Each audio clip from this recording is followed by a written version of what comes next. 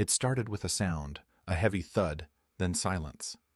His wife thought he'd dropped his phone, but when she walked into the kitchen, he was on the floor, face down, not moving. The kettle was still hissing. The toast had popped, but Victor, 67, retired mechanic, proud grandfather of 5, was gone. A stroke, massive, instant, no warning, no goodbye. Except there was a warning. Years of them, headaches, ringing in the ears, that flushed, heated face after a salty lunch, the pounding in his temples when he bent down to tie his shoes. He called it just pressure. Took a pill, forgot about it. But inside his body, something was boiling, quietly, ruthlessly. Until one morning, it exploded. And here's what should terrify you. Victor isn't rare. He's not an outlier. He's typical, very typical. In fact, every minute, every single minute, someone dies because of high blood pressure. Let that sink in. By the time this video hits the 3-minute mark, 3 more people will be gone. Their hearts ruptured, their brains flooded with blood, and you'd never guess it by looking at them. They walk, they joke, they carry groceries, they seem fine until they're not. You know what makes it especially cruel? It's fixable, manageable, even reversible. And no, we're not talking about fancy treatments, not some mystery berry from the Himalayas, not a new drug with a name you can't pronounce. We're talking about food, simple food. What's on your plate, or what isn't? Because food, the right kind, can do what pills alone cannot. It can calm your blood like a mother hushes a crying child. It can lower your pressure without side effects. It can save your life. But here's the kicker. Most people don't know which foods help. Or worse, they think they're eating healthy while doing the exact opposite. One man thought whole grain cereal would protect his heart. Another swore by tomato juice. Drank it every morning. Guess what? Both of those were making things worse. This isn't about fear. It's about power. Because once you know what works, really works, you take control back. Not just numbers on a screen, not just blood pressure cuffs and doctor visits, but mornings without dizziness, walks without panting, sleep without pounding in your ears. You don't need to feel like a ticking time bomb. You don't need to be afraid of every twinge in your chest. But you do need to know what's helping and what's killing you softly with every bite. And that's what we're here to uncover. The foods that lower pressure, the ones that make your arteries sigh in relief, the ones that whisper to your blood vessels, relax, it's safe now. Stay with me. Because the next story might sound a little too familiar. His name is Mikhail, 72, lived alone in a quiet village outside Kazan, owned a stubborn old cat and a Soviet-era radio that still worked, sometimes. Widower, former electrician, the kind of man who could fix a broken socket with a screwdriver and a muttered curse. But he couldn't fix his blood pressure. At first, it was just fatigue. He'd chalk it up to the weather. "The clouds are heavy today," he'd say, rubbing his temples. Then came the nosebleeds, then the chest tightness. But still, he shrugged it off. "It's just age," he'd grumble. "Everything creaks after 70. Except one morning, he blacked out. Not for long, maybe a few seconds. He was watering the tomatoes. Next thing he knew, he was on the ground, face cold from the wet dirt. He never told anyone. Not his daughter, not the neighbor who brought him soup. Why? Because he was proud, because he was afraid, because he thought admitting it would make it worse, and maybe because he didn't want to be that old man, the one with pills lined up like soldiers, the one who spends more time in waiting rooms than his own kitchen. But fear doesn't protect you. It just hides the truth. Things got worse. Sleep turned restless. His hands trembled when he held a pen. He started forgetting where he put things. Once left the kettle on the stove for an hour, until the smoke alarm screamed. That was his breaking point. He finally went to the clinic. BP, 188/113. The nurse looked at him like he'd walked in with a live grenade. "You're a walking stroke," she said, and Mikhail laughed. Not because it was funny, but because it was terrifying. Then something shifted. It wasn't the pills. They helped, yes, but they weren't the answer. The answer came 2 weeks later. A young cardiologist, barely older than Mikhail's grandson, looked him dead in the eye and said, "Medications are one wheel, but the other wheel is your fork. You don't fix a car with just a hammer. You need both tools. Food is your tool now." That phrase stuck. Food is your tool now, so he started simple. He replaced his morning sausage with oatmeal, switched from sunflower oil to olive oil, learned to love garlic, raw, sharp, biting, like an old friend who tells it straight. In 3 months, his pressure dropped, not to perfect, but to safe. His sleep returned, his thinking cleared, and for the first time in years, he felt capable, not like a sick man, not like a number on a chart, but like someone who still had control. Mikhail didn't become a nutritionist, didn't count every calorie, didn't throw out every indulgence, but he changed just enough to keep the wheels turning, to keep the stroke away, to keep waking up without fear. And if he could do that, you can too. Because this isn't about perfection. It's about permission to take one small step, to try one new thing, to stop thinking it's too late. You're not broken, you're not doomed, and you're not alone. Mikhail isn't a hero, he's a reminder that the story isn't over until you decide it is. Imagine this, you're holding a garden hose, water flows easily, smooth, steady. Now, put your thumb over the opening. What happens? The pressure rises, the stream gets thinner, faster, more forceful.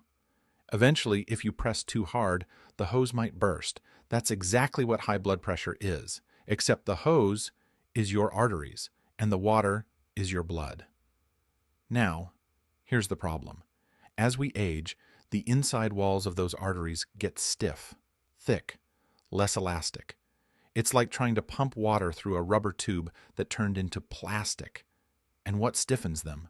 Too much sodium, too little potassium, too much sugar, too little fiber, stress, lack of sleep, and yes, the wrong foods. But here's the real kicker. High pressure doesn't shout. It whispers. It creeps. It wears you down one cell at a time until one day, boom, stroke, heart attack, kidney failure. You don't see it coming because it builds silently. But what if you could loosen that hose again? What if your arteries could breathe, open up, flow freely? That's where the right foods come in, not as magic tricks, but as real biological tools. Let me show you how. First, potassium. Think of it as your body's pressure balancer. It pulls excess sodium out of your system. It relaxes vessel walls. It tells your heart, you don't have to fight so hard. Where do you get it? Leafy greens, bananas, beans, sweet potatoes. But here's the twist.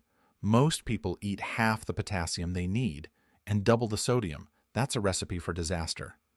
Second, nitric oxide. No, it's not a sci-fi gas. It's a molecule your body makes to help blood vessels relax. Relaxed vessels equals lower pressure. And guess what triggers it? Beets, garlic, pomegranate, dark leafy greens, foods that signal your arteries. Let go, open up. Now, let's talk about inflammation. Think of it like rust inside your pipes. It narrows the space, makes blood harder to push. Inflammation comes from processed food, sugar, trans fats, but also from stress and poor sleep. Anti-inflammatory foods, berries, olive oil, fatty fish, turmeric. It's like putting oil in the engine. Everything runs smoother. And here's a surprise. Even gut bacteria play a role. The microbes living in your belly can either help manage pressure or make it worse. Feed them fiber, real fiber, from fruits, vegetables, legumes. They'll reward you with better health. Now, listen closely. This isn't theory. It's chemistry. It's physics. It's real, measurable change inside your body. You can't control your age, but you can control what you put on your fork. Food isn't just fuel. It's a message to your heart, not to your blood, to your future.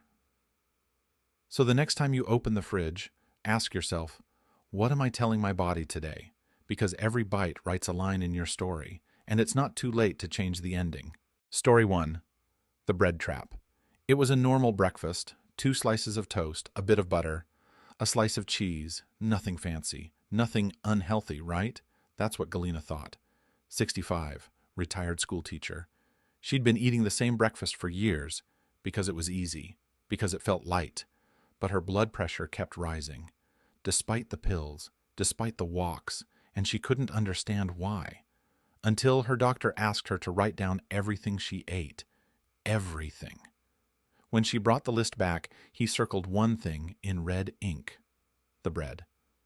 "Do you know how much salt is in 2 slices of white bread?" he asked. She didn't.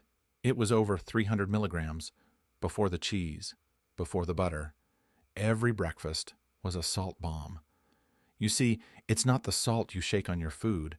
It's the salt that's hidden in bread, in processed meats, in sauces, even in healthy snacks. It adds up fast. So Galena made one change. She switched to unsalted rye crackers, topped them with avocado, tomato, a sprinkle of herbs, no cheese, no butter. In 2 weeks, her blood pressure dropped. Not a miracle, but a shift, a nudge in the right direction. She didn't starve, she didn't suffer. She just saw the trap and stepped around it. Tip 1. Watch the hidden salt. If it has a label, flip it over. If you can't pronounce half the ingredients, leave it. If it tastes salty, it is salty, even if it's called healthy. Story 2. The Nighttime Fix. Pavel loved his evenings. He'd settle into his chair, a little TV, a sandwich, maybe some pickled herring, a cup of tea with sugar. Simple joys. But mornings? He woke up foggy, heavy, with a pounding behind his eyes. One day his daughter noticed. "Papa," she said, "you look like you've been hit by a truck." He laughed, then stopped, because it was true. A young nurse at the clinic gave him a strange challenge. "No food after 7 p.m., just water. Herbal tea, that's it. Try it for 10 days. He thought she was joking. He wasn't a monk, he was a man, a hungry one, but he tried. And something surprising happened. He started sleeping, deep, clean, no more bathroom visits every hour, no more dry mouth, no more early morning headaches. Here's why. Eating late, especially salty, sugary, heavy food, spikes your blood pressure during the night. Your body should be resting. Instead, it's digesting, pushing, fighting. So Pavel made a deal with himself. Big lunch, light dinner, nothing after 7. It changed everything. Tip 2. Stop eating late. Let your body recover while you sleep, not battle your dinner. You'll wake up lighter, calmer, and your heart will thank you. Story 3. The Red Cure. Tamara hated beets, absolutely hated them, since childhood. "The smell," she'd say, "like wet earth and hospital food."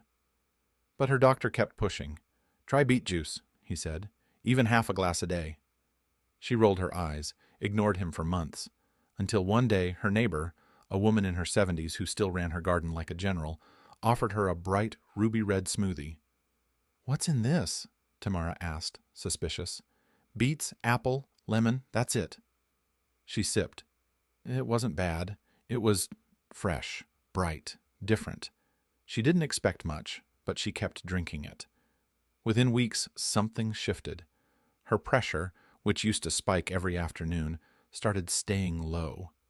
Her fingers stopped tingling. Her face didn't flush when she climbed stairs. She went back to the clinic. The nurse blinked. "Your numbers are beautiful," she said. "Whatever you're doing, don't stop." Beets are rich in nitrates. Your body turns them into nitric oxide, the same miracle molecule we talked about earlier, the one that opens your blood vessels like a deep sigh. Tip 3. Drink beet juice, or eat roasted beets, or blend them with apple and lemon, like Tamara. You don't have to love them, but give them a chance. They just might change your life. 3 simple shifts, no diets, no suffering, just awareness, a little curiosity, and a lot of power right in your hands. Take a breath. Right now, wherever you are, just take a slow, deep breath. Feel your chest rise. Feel the air move through you. Feel alive, because here's the truth. You are not broken. You are not too old. And your best years, they're not behind you. They're waiting, quietly, on the other side of a few good choices. See, health doesn't arrive all at once. It doesn't crash through the door like a rescue team. It builds, gently, quietly, one habit at a time, one meal, one walk, one night of good sleep. And you don't have to climb Everest, you just have to take the next step. That beet juice on the table, it's not a punishment, it's a gift. That early dinner instead of the midnight snack, it's not a loss, it's a peace offering to your own body.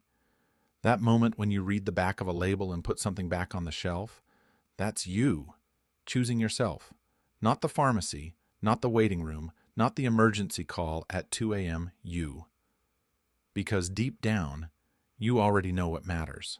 You want to feel strong when you stand up. You want to walk without fear. You want to laugh without getting dizzy. You want to live, not just survive.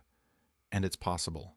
Your body listens. It responds. Even now, even at 60, even at 70, even beyond.